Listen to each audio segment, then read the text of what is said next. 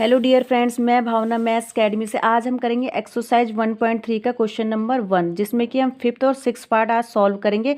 इसके चारों बाकी के पार्ट मैंने पिछले वीडियो में सॉल्व किए थे, आप जाके मेरा वीडियो चेक कर सकते हैं। ठीक है, आइए बात करते हैं 5th पार्ट की। ठीक है, इसमें हमें क्या बताना था कि इसको डिवाइड देके हमें बताना था इसका डेसिमल एक्सपेंशन किस तरीके का होगा। तो मैंने आपको बताया था कि 3 तरीके के डेसिमल एक्सपेंशन होते हैं पिछली वीडियो में। एक होता है टर्मिनेटिंग, होता है एक होता है नॉन टर्मिनेटिंग रिपीटिंग, और तीसरा क्या होता है नॉन टर्मिनेटिंग नॉन रिपीटिंग। ठीक है, अब इसको चेक करते हैं डिवाइड देके ये किस तरीके का डेसिमल एक्सपेंशन है। तो कर लीजिए, 11 से हमने 2 में डिवाइड देना है। ठीक है, दे दीजिए। यहाँ पे हमने डिवाइड नहीं जाएगा, 0 लगाए, पॉइंट बढ़ा, यहाँ पे हो गया आपका 20। 11 1 जा 11, यहाँ पे हमारा बच गया 9। ठीक है, यहाँ पे हमने लगा दिया 0। 11 8 जा 88। ठीक है, फिर हमारा बच गया यहाँ पे 2, फिर हमने लगा दिया यहाँ पे 0। 11 1 जा 11। ठीक है, यहाँ पे हमारा बच गया 9, फिर हमने लगा दिया 0। फिर 11 8 जा 88। ठीक है, फिर हमारा क्या बच गया यहाँ पे 2 बच गया। ठीक है, फिर हमने लगा दिया 0, फिर हमारा 1 जा जाएगा, फिर 11 आ गया, फिर आप देख रहे हो कि फिर हमारा इसमें 8 बच जाएगा। फिर हम यहाँ पे क्या लगाएंगे 0, फिर हम 9 जा करेंगे, 11 9 जा 80, सॉरी 20 में से 11 गया, यहाँ पे बच गया आपका 9। ठीक है, फिर हम 11 8 जा करेंगे, 11 8 जा 88।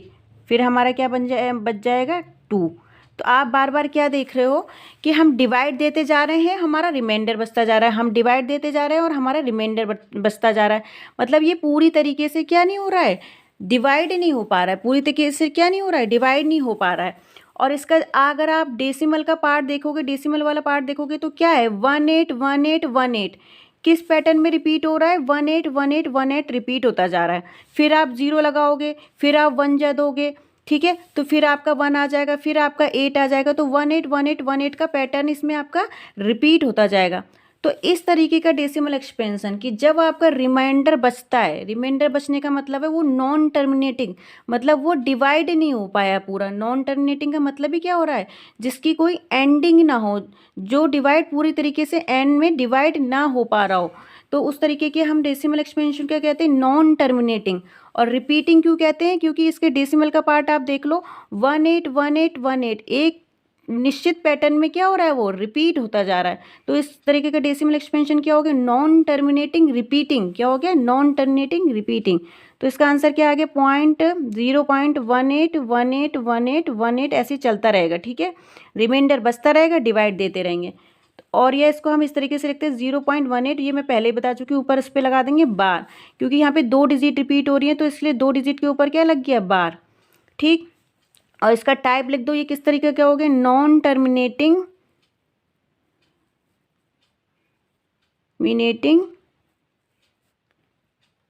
और रिपीटिंग। ठीक है,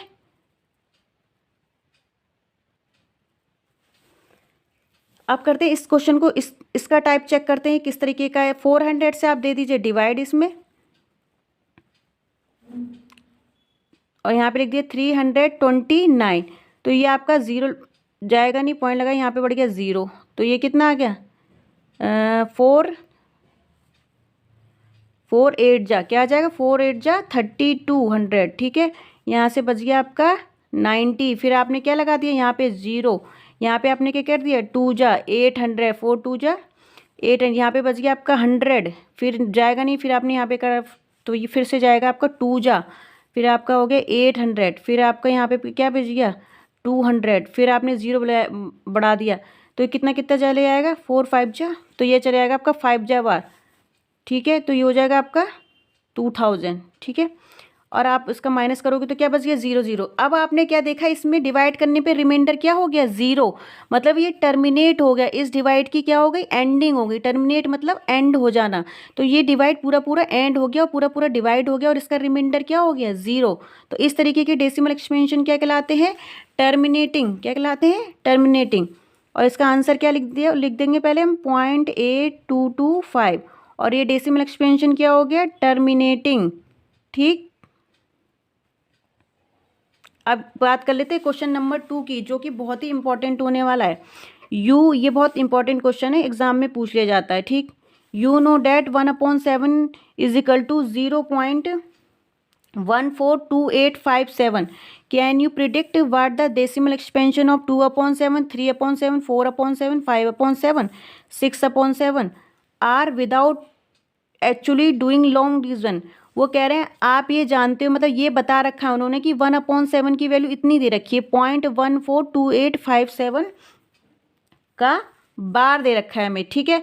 तो हमें क्या निकालना कह रहा है कि आप बता सकते हो, इसको देख के इनकी वैल्यू निकाल सकते हो आप, लेकिन हमें ये भी करना है कि हमें लॉन्ग डिवीजन मेथड नहीं करना है, हमें मतलब डिवाइड वाले मेथड से हमें इसे नहीं करना है। तो कैसे करेंगे देखते हैं। देखो जो हमें दिया है पहले आप वो लिख दो। 1/7 इजकल टू कितना दे रखा है पे 0.142857, ठीक है। और चेक कर लीजिए 857 का बार हमें क्या दे रखा है, बार दे रखा है, ठीक है।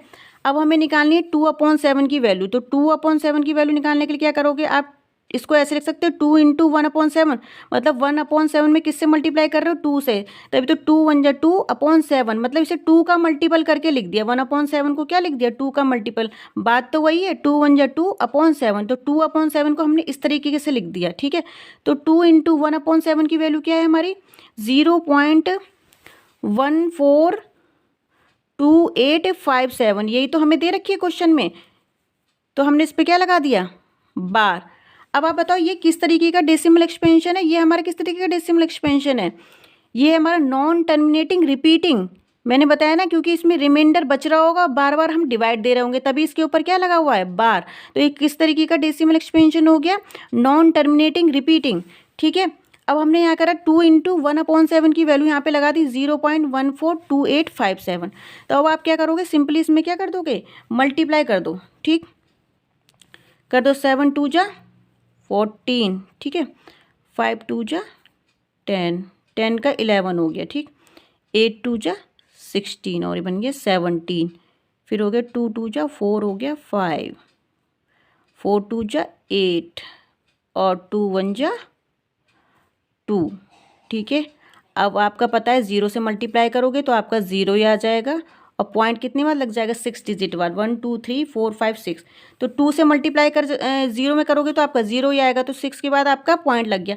अब आप देखो जो 2/7 की वैल्यू तो निकाल रहे हैं वो क्या आएगी, इसके ऊपर भी बार लग जाएगा, क्यों, क्योंकि हम जो 2 से मल्टीप्लाई कर रहे हैं ना 1/7, और 1/7 में ऊपर क्या लगा हुआ था, बार, मतलब non terminating repeating decimal expansion था ये। तो जो इसका 2 का मल्टीपल होगा वो भी क्या होगा, नॉन टर्मिनेटिंग रिपीटिंग। तो इसका मतलब 2/7 की वैल्यू भी क्या आएगी, 0.285714 का बार। तो इसका मतलब ये भी क्या हो रहा होगा, रिपीट हो रहा होगा बार बार, ठीक है, इसका डेसिमल एक्सपेंशन। अब आप बात कर लेते हैं 3/7, सिंपली कैसे करोगे, फिर आपको 3 इंटू 1/7, तो कर दो 3 इंटू,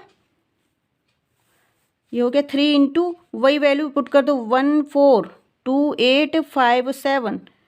तो आप जब 7 से मल्टीप्लाई कर दोगे तो कितना आ जाएगा, 1428, सही से चेक करके लिखेंगे का बार। तो सिंपल आप मल्टीप्लाई कर दो 3 से, 7 3 जा 21, क्या बच गया 2, 5 3 जा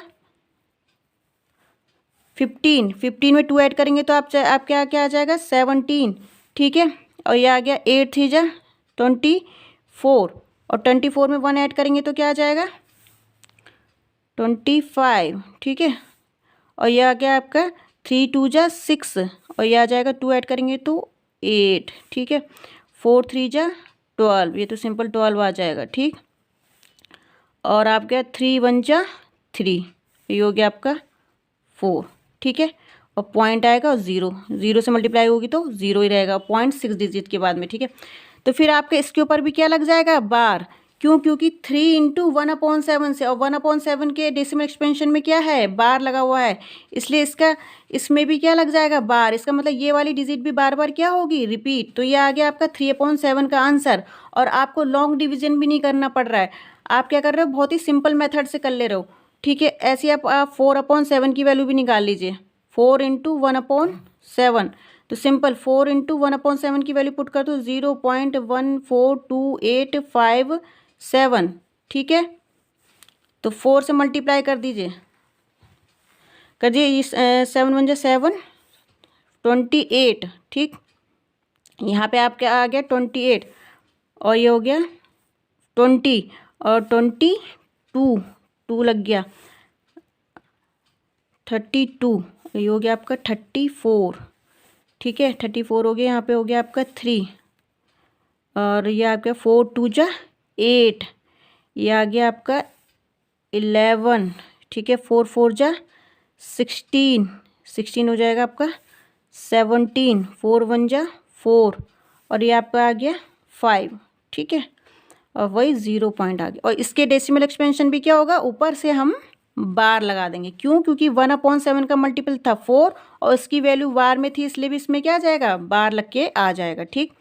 अब आप खुद निकाल सकते हो 5/7 की, 5 × 1/7, तो 5 से मल्टीप्लाई कर दी इसमें सेम 1/7 की वैल्यू पुट करके 0.14285 का बार। अब आप इसकी मल्टीप्लाई खुद कर सकते हैं, मैंने साइड में कर रखी है, मैं इसको बता देती हूँ। इसका आंसर आ जाएगा आपका 0.714285 और इसमें भी क्या लग जाएगा, बार।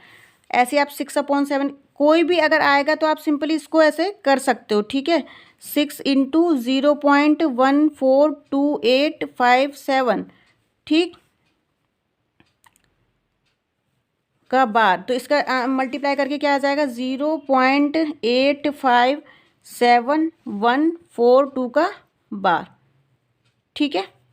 तो अगर आपका इस तरीके का कोई भी क्वेश्चन आए कि आपको दे रखी है 1/8 की वैल्यू, तो अगर हमें निकालिए कि उसका 2 का मल्टीपल, 3 का मल्टीपल, 4 का मल्टीपल, तो आप इसी पैटर्न से कर लोगे, तो आपको लॉन्ग डिवीजन मेथड करने की कोई ज़रूरत नहीं है। तो आप समझ गए होंगे इसके आंसर में भी सब में बार क्यों लग के आ रहा है, क्योंकि जो 1/7 की वैल्यू है वो हमारी क्या है, non terminating repeating decimal expansion है, इसलिए जो इसके आंसर भी आएंगे वो भी हमारे क्या आएंगे, non terminating repeating decimal expansion वाले आएंगे। आई होप आपको ये क्वेश्चन समझ में आया होगा। नेक्स्ट वीडियो में हम करेंगे क्वेश्चन नंबर 3, ठीक है। अगर आपको मेरे वीडियो पसंद आते हैं तो मेरे चैनल को लाइक कीजिए, शेयर कीजिए, सब्सक्राइब कीजिए। Thank you.